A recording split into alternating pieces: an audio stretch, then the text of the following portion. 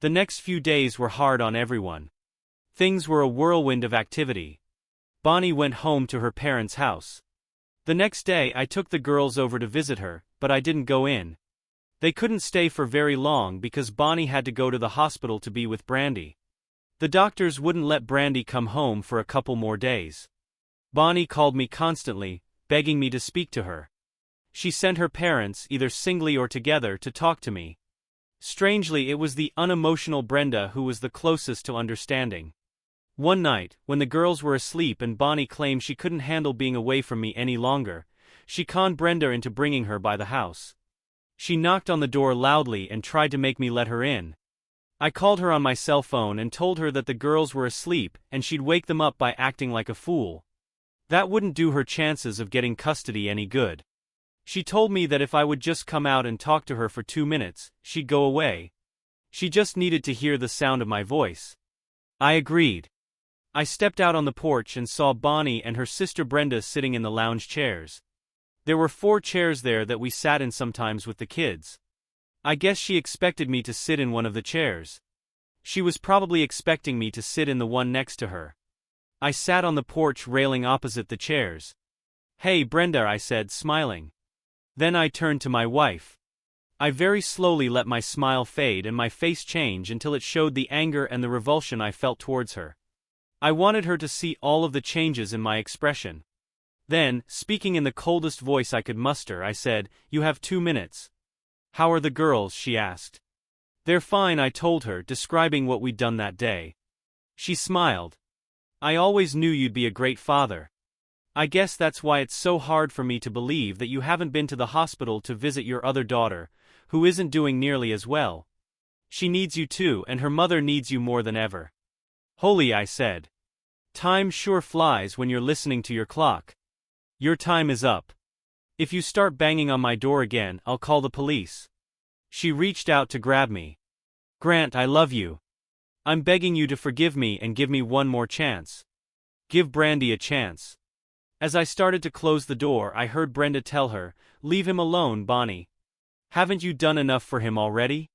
He's hurting too, and none of this was his fault. You did this." Bonnie snapped right back at her sister, "Shut the hell up, Brenda. He's mine and he always will be. You're supposed to be on my side. I already know I messed up. Now I need to fix it and I'm trying to. Maybe you don't understand this because you've never loved anyone, but I'm not going to let him divorce me. It is not going to happen." I could hear the desperation in her voice. The next morning, I woke up and made breakfast for my daughters before dropping them off at school. That was a normal thing I did every day. Anyway, me making breakfast wasn't normal, but dropping them off at school was. They were very excited. "Brandy comes home today, Daddy," said Marie. "That's great, Angel," I said quietly, trying to keep the rage out of my voice so my daughter wouldn't think it was directed at her. "Remember the rules?" I said to Tara as we got close to their school. "What rules, baby?" I asked. "Marie is too old to be your baby. She's just a girl now. I'm your baby and Brandy is Mom's baby," said Tara. "Okay, that has been established." I laughed as I let them out. I watched them walk into the school and drove off towards my job, thinking that everything was fine. I sat down at my desk and started trying to concentrate on the assignments that needed to go out that day. I'd been working and getting absolutely nothing done for about 3 hours when my secretary Joan came in and told me that I had 2 urgent calls, one from the police and the other from the hospital. I took the call from the police. My house had been broken into. I quickly ran outside, jumped into my Camaro and drove home. My alarm wasn't on, which was strange because I was sure I'd set it that morning. There were 2 police officers there. They showed me where a window had been broken on the side of the house. "That's how they got in," said one of the officers. I opened the front door and looked around the house. It hadn't been ransacked. In fact, nothing was missing or damaged. I tried to look at things with a more critical eye. Then I noticed it. The dishes from the girls' breakfast were gone, and the dishwasher was running. The dirty clothes hamper was empty, and there was a load of laundry in the washer and another in the dryer. When I told the officers that, they laughed. "Someone broke into your house to do your housework for you," they laughed. As we continued through the house, I noticed a few things missing. A framed picture of Bonnie and me at our wedding was gone. It was a special picture because out of all the pictures taken at our wedding, this one was the only one that didn't have Marie in it. Our entire wedding album was still there. In fact, it had been placed on my bed. There was a piece of paper on top of it. Several family pictures as well as pictures of the girls were missing, and a few of Bonnie's outfits and personal items were gone. It was very clear what had happened. I'd changed the locks on the house so Bonnie couldn't get in. She'd broken the window and turned off the alarm. I explained it to the officers, and they left after finding out that I didn't want to press charges. I didn't blame them. I was sure there were donuts out there that needed them. I did wonder why Bonnie had taken the wedding album. It was one of her favorite things. She often leafed through it, looking at each picture, each perfect moment in time captured and held there, unchanging as we went through our lives. She must have memorized all of those pictures by now, but she still loved to look at that book. I picked up her note. Dearest Grant, I'm sorry that I didn't love you at first sight the way that you've always sworn you did me. Be that as it may, you've always been far more important to me than I ever could be to you. You were free when we met to go out and find anyone you wanted. That was one of the ways I knew that you truly loved me. I mean, realistically, who goes out and falls for a chunky girl with a kid when there are tons of slim, attractive girls with no dependents available? It had to be love. I wasn't free, though, to simply find someone that I loved. After our first date, I was sure that I loved you too, but I wasn't free to give my heart to someone just because I loved them. I had to think of my daughter as well. It had to be a good fit for all of us, and it was. After that, my love for you blossomed and continued to grow until it bordered on obsession. It still does. I would do anything to keep you in my life. I don't have to worry about my heart because you will always be there. No one could ever take your place or compare to you in my bed either, and believe me, I'd know. I had my time as a wild girl, you know about this already, and no one ever made me feel the way you did. When you talked about me and my lover laughing at you, you were partially right. He didn't laugh at you because he never knew anything about you. I wouldn't dirty my love for you by even mentioning to him that I was married. I let him think that I was just some sluttish fat girl who needed to be intimate. The person laughing at you was me, Grant. I laughed that you would even think that anyone could ever replace you. It's still funny. There will never be another man for me. Surprisingly, he didn't even remember me from before. That only goes to show how shallow an a-hole he is. But it's also why I needed him. He only had one good thing going for him. He didn't have a big tool. Yours is so much better, but he's quick and really potent. I knew he could get me pregnant quickly. I also knew that he has no soul and would never wonder about his child. After all, he left after getting me pregnant the first time and never tried to contact me about Marie. She's never been his daughter. She's always been yours. I love you, Grant. I really thought that this would be a good thing. I didn't enjoy the intimacy. I didn't kiss him. I didn't even move. I just lay there and let him be intimate with me. It was even worse the second time because I knew how it would be, and the first time was so bad. Both times I came home and took at least 5 showers. I just couldn't get clean enough. I felt really bad after both times too. The only thing that cheered me up was making love to you and blocking out the painful memories, but not the guilt. I was really glad when I found out I was pregnant, because it meant that I wouldn't have to see him again. He complained both times about me being a dead intimate partner, and probably wouldn't have done it again. I did this not because I enjoyed it, but because I wanted to share something wonderful with the only man I have ever loved, something we didn't seem to be able to do without help. If I had known that it would endanger our family, I never would have done it. I did it for our family, not to tear it apart. It seemed like something so small to give her something so wonderful. I had to endure a little bit of unpleasantness. You were never supposed to know. My body and all of me have belonged only to you, Grant, since we met. I didn't think that letting someone borrow one tiny piece of it would cause you not to want the whole thing anymore, especially if we got something that we wanted very badly. Grant, you love Marie with all of your heart and soul. If the only way for us to have her would be for me to be intimate with someone else, would you want me to do it? Would you say no, knowing how much you've grown to love her? I don't think you'd like it, but you'd do anything for your daughter. You've said it so many times. It's the same thing with Brandy, the same man, the same situation. Whether you want to believe this or not, Brandy is your daughter. I still maintain that you've taken care of her for all of her brief life so far. As for who made her, I was intimate with both of you. You made love to me the day she was conceived, too. Both times, you and I were intimate in the morning before I left to go to him, and again after I'd been with him. I really believe that you got me in the mood and prepared my body to receive his male hormones. You are at least partially responsible for our child's conception. The other thing is the legality of the situation. Grant, I know you're hurt, but you are legally responsible for our daughter. I think in your mind you forget that the evening she was born, after you helped deliver her and cut her umbilical cord yourself, you must have been so happy that you forgot something. While you were jumping around, shaking people's hands and telling them that your name was Daddy, you signed her birth certificate. In the eyes of the law as well as mine, you are her father. I'm not trying to trap you into anything, Grant. I'm trying to show you who you are. I told you before that you would love her as much as you do your other daughters, and I'm willing to risk my happiness and a part of my life to prove it to you. Always remember, Grant, that I love you more than anything else in this world. Not being with you will hurt me badly, but just like you, I'd sacrifice anything for my babies. I only hope that the old saying, absence makes the heart grow fonder, works for us as well. Yours forever, Bonnie. I had no idea what the hell she was talking about. In a couple of months we'd be divorced and I might have custody of my 2 daughters, or she might. It would be up to the courts to decide. At least that was what I thought. My heart missed Bonnie, but my pride wouldn't allow forgiveness. Reading her letter did not soften my stance toward her, and I still wasn't ready to forgive her. On the other hand, I was ready to find this Denny creep and break his bones for running out on Marie. All of that was forgotten when the phone began ringing. It was the hospital again. It was probably Bonnie calling me from the hospital, wondering whether or not I'd read her letter. What? I sent it to the phone. Grant, you have to come over here now, said Bonnie's mother, Mary. Jim has had a heart attack and there's a problem with Brandy.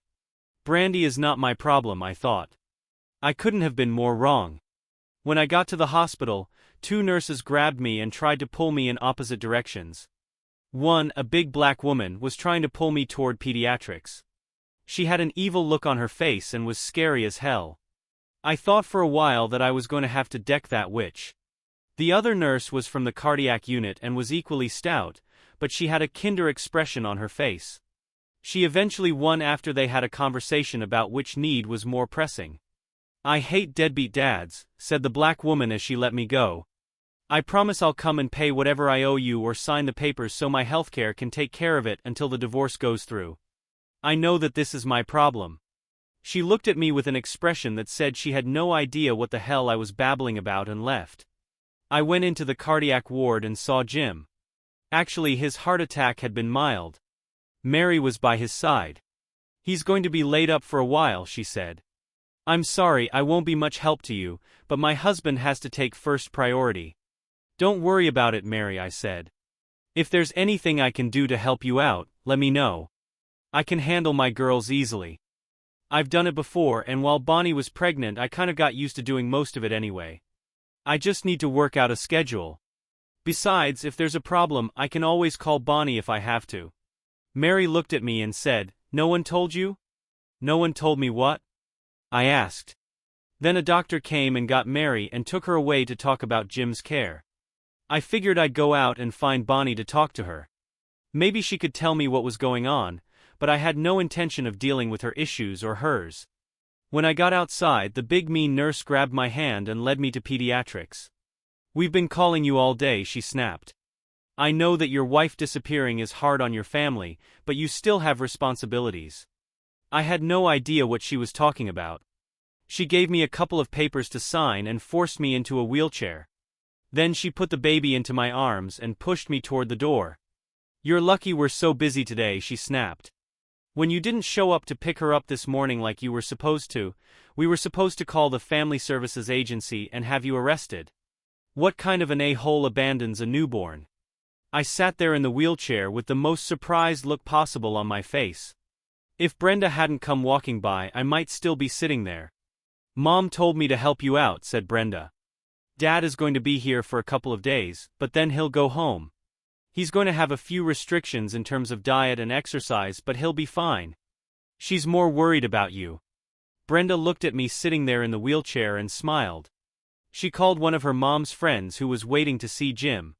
She asked him to drive her car to my house, and she'd bring him right back. For some reason that I still can't figure out, he didn't grumble at all. I guess the thought of being in a car in close quarters with a woman as attractive as Brenda was its own reward. "Here, Brenda, why don't you take this?" I said, indicating the baby. "Oh no," she claimed. "I have no maternal instincts. I'd probably break it. You're the one who's supposed to be a super dad. You can handle it. Besides, there's something really weird going on here." We went out to my Camaro and I gingerly got in. I'd have to look around the house for the new car seat that we bought for the baby. As we pulled out of the parking lot and stopped at a red light, Brenda looked over at me. "That is the weirdest," she said. "What?" I asked. "She's quiet and calm," said Brenda. "I have visited her every day since she was born. I've never seen this baby quiet."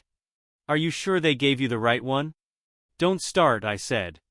"I'm only keeping this thing until your sister gets back from screwing whomever she went off with.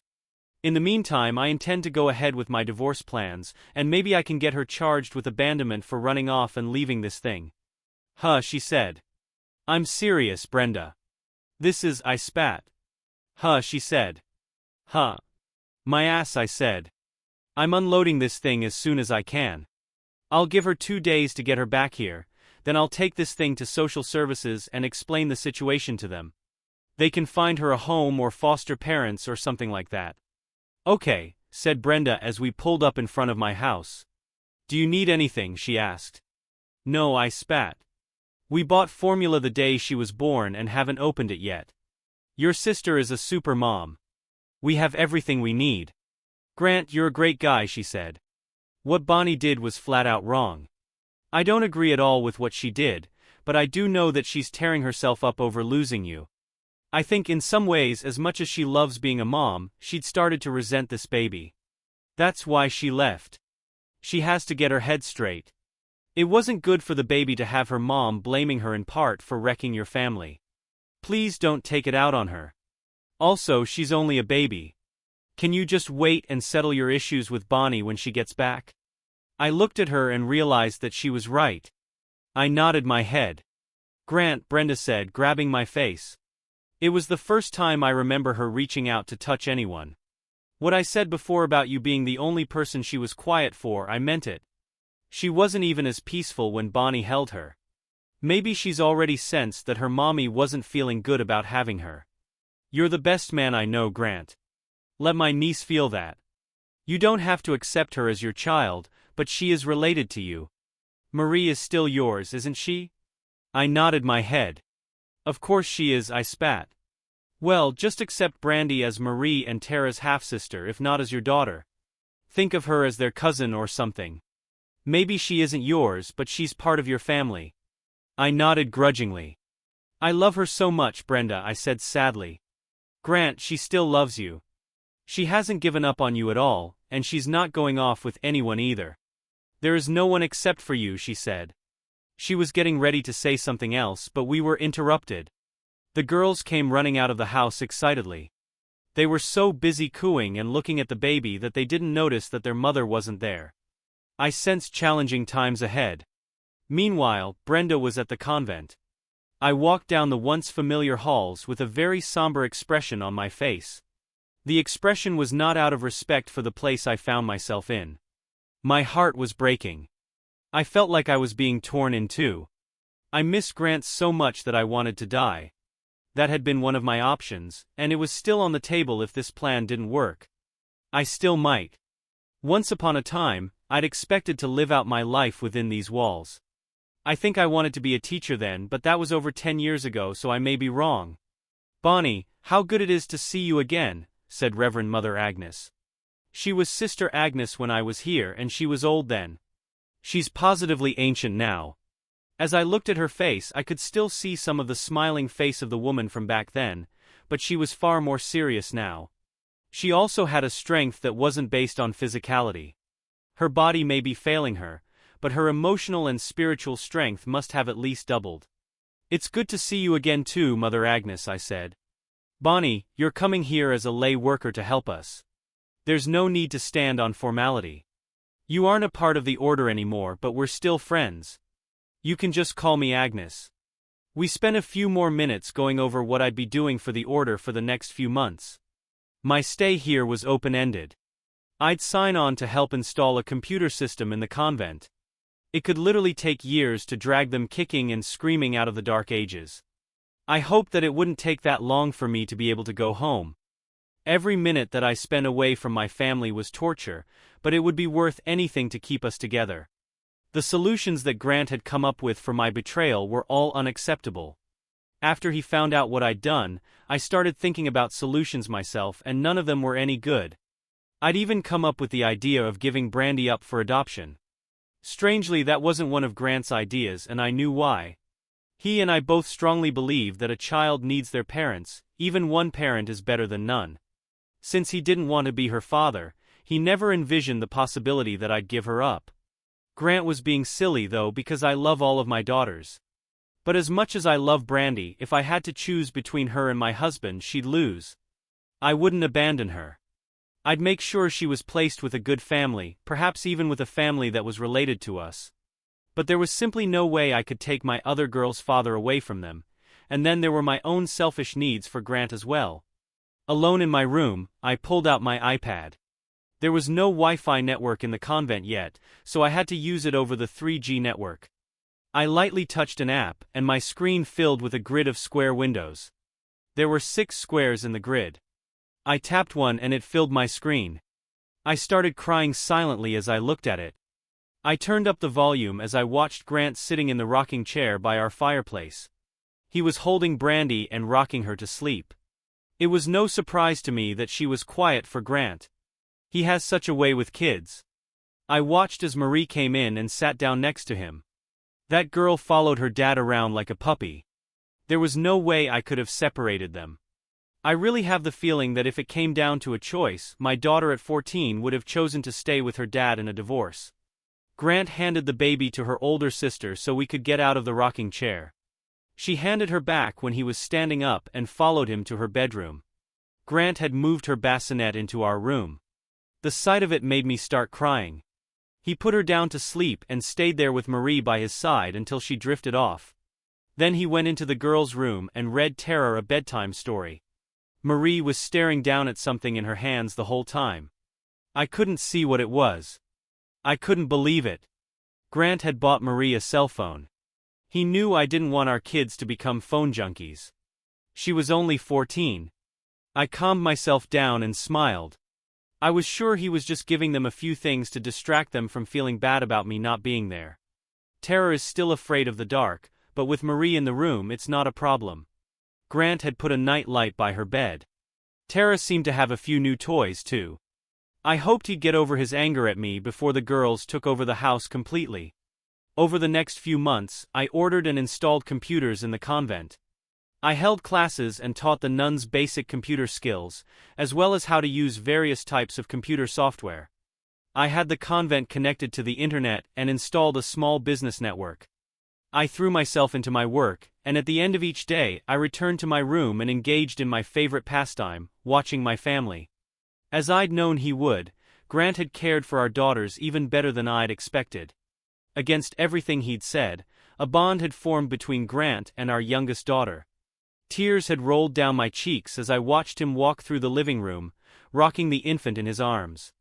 As she went through the pain of teething, he gave her ice chips, just as he had with Tara. The thing that hurt me the most was when he began talking to the baby as he walked with her. Each night he told her all about her sisters when they were younger and how she would grow up to be smart and beautiful just like them.